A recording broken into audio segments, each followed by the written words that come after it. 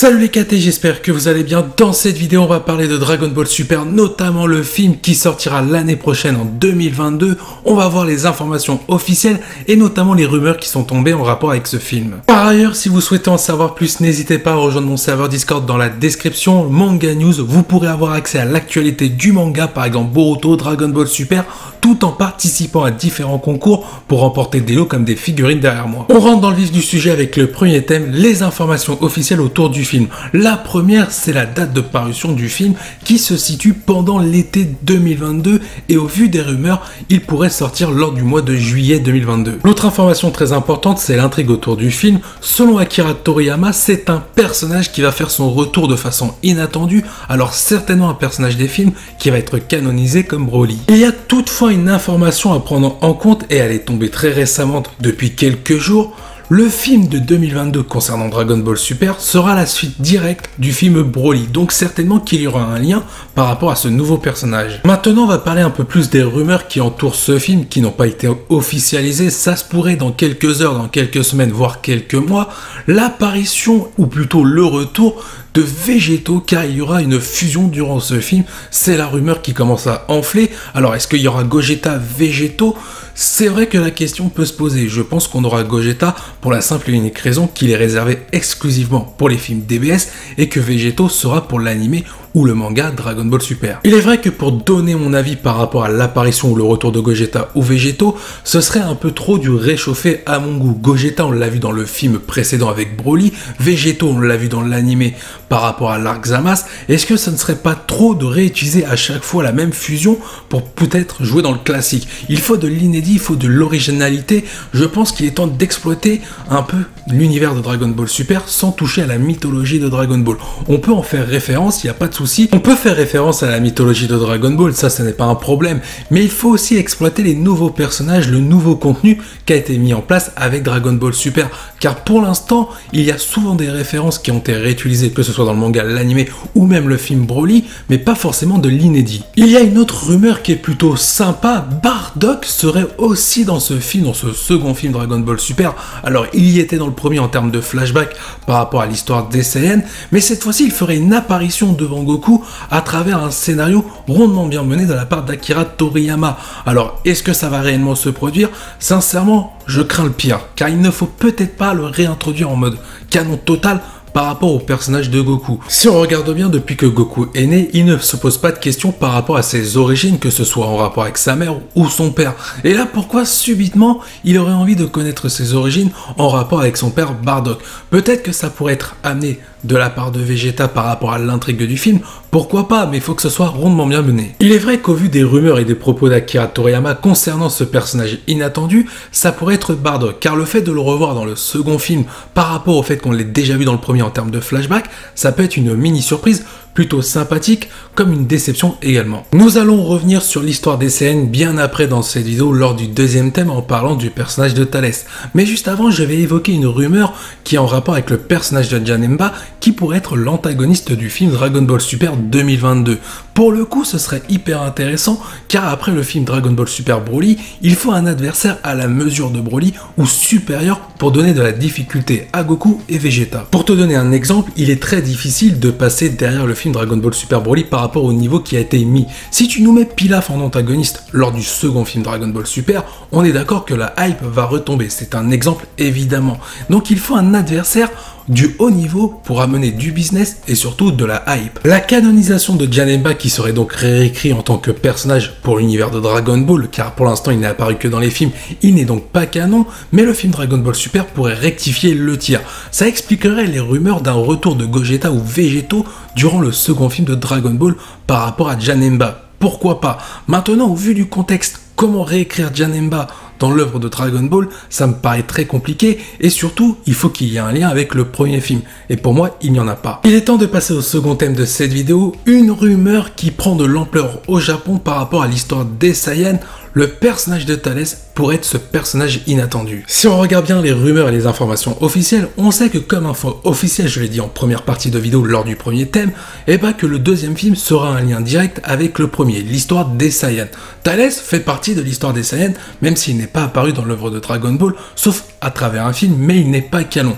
Le fait de le réécrire pour peut-être amener une nouvelle intrigue en rapport avec l'évolution du personnage de Goku ou encore Vegeta, et peut-être une réintroduction de Broly, ça pourrait être intéressant d'étoffer la mythologie Saiyan. Maintenant, je vous le dis clairement, si Thalès était dans ce film en tant qu'antagoniste, ça va me poser problème.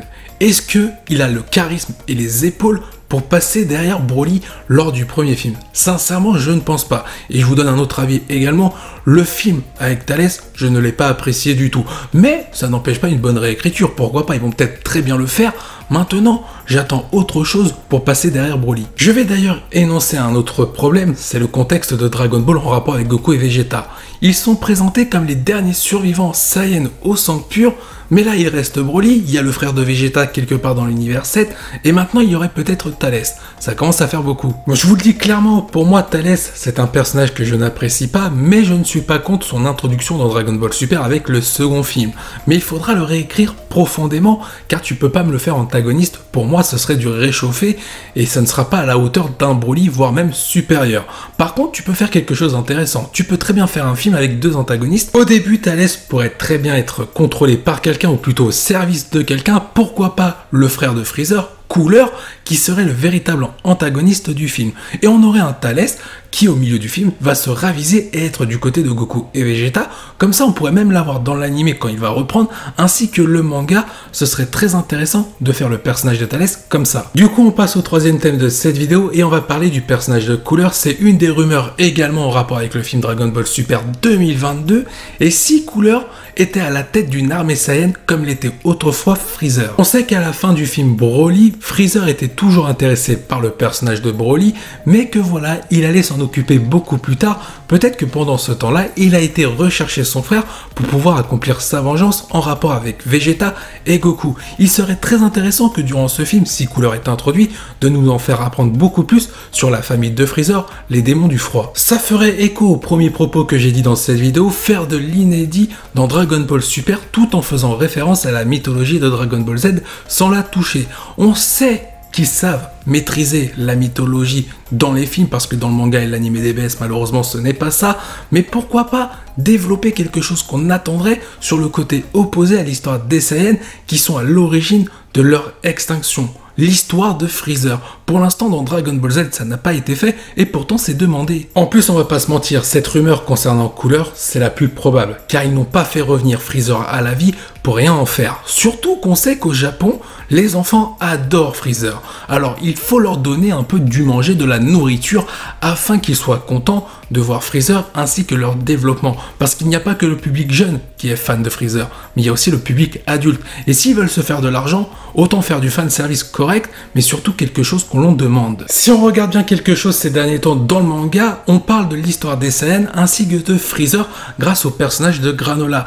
Et ce chapitre-là, enfin cet arc-là, devrait se terminer au moment où le film Dragon Ball Super 2022 devrait avoir lieu. Et si ce film-là était la suite directe de l'arc actuel du manga. Il ne faut pas oublier quelque chose, on parle quand même de la Toei Animation, ils sont très bien capables de faire un lien avec le premier film Dragon Ball Super, comme je l'ai cité, ça c'est officiel, tout en essayant de rajouter la cohérence des derniers chapitres du manga afin de canoniser toute l'histoire du second film. Passons au dernier thème de cette vidéo et on va parler du retour de l'anime après le film Dragon Ball Super 2022. Au vu des rumeurs de ce qu'on a pour l'instant, il n'y a pas d'informations officielles, attention, et ben le film pourrait être l'annonciateur du retour de l'anime. Mais pour le coup, il faut savoir quelque chose, ça c'est officiel. Ce que je vais vous dire par contre, c'est que l'anime aurait dû être de retour cette année. Mais pour cause, il y a eu le Covid, la crise sanitaire surtout au Japon, donc eux ils n'ont pas été épargnés. La suite de l'anime a dû être retardée. Alors pourquoi pas, après avoir fait le premier film qui annonçait un peu la fin de l'anime en stand-by, faire un deuxième film pour relancer l'anime et surtout la hype afin de se faire de l'argent. En plus, on va pas se mentir, il y a eu pas mal d'indices concernant ce potentiel retour de l'anime. Déjà, il y a plusieurs sites en rapport à Dragon Ball pour les figurines, notamment les ventes de tomes. Donc techniquement, il y a ce marketing qui est en train de s'installer pour promouvoir les futures figurines ou objets dérivés en rapport à Dragon Ball, et certainement le film ainsi que l'anime qui va revenir. Ça, c'était le point important et ce sont des indices qui se mettent en place concernant un retour de l'anime. On a aussi le casting des seiyuu, car on sait qu'il va y avoir des remplacements. La voix de Goku qui commence à se faire plutôt vieille au Japon, va être remplacée, ça on le sait depuis un moment. Bulma, malheureusement la seiyuu est décédée, elle a été remplacée. Tout indique par rapport au seiyuu que l'anime ne va pas en rester là et qu'il va y avoir une suite. Alors après, il est vrai que les seiyuu servent aussi pour Dragon Ball Heroes. Il y a cependant un point très important qui a été annoncé il y a très peu de temps en rapport avec Dragon Ball Super. C'est l'arc Moro qui est en train d'être préparé en termes de développement à l'écriture pour l'anime, la réadaptation du manga, pour le promouvoir en animé. Ça c'est officiel, ils sont déjà en train de travailler dessus. Peut-être qu'on aura une date d'ici la fin de l'année pour un retour de l'animé pour fin 2022. D'ailleurs, je ne serais pas étonné qu'à la fin du film Dragon Ball Super 2022, on ait un petit message pour nous dire que l'anime, ça y est de retour d'ici 2 mois. Tout est prêt pour avoir de nouveaux épisodes et on commencera avec l'arc Moro qui sera réadapté. Bien, cette vidéo touche à sa fin. N'hésite pas à laisser un petit commentaire pour donner ton avis par rapport aux rumeurs et aux informations officielles que je t'ai laissées par rapport au film Dragon Ball Super qui sortira l'année prochaine. N'oublie pas de liker et t'abonner si tu es nouveau et que tu veux me faire plaisir. Je vous dis à la prochaine. Portez-vous bien. Salut les KT.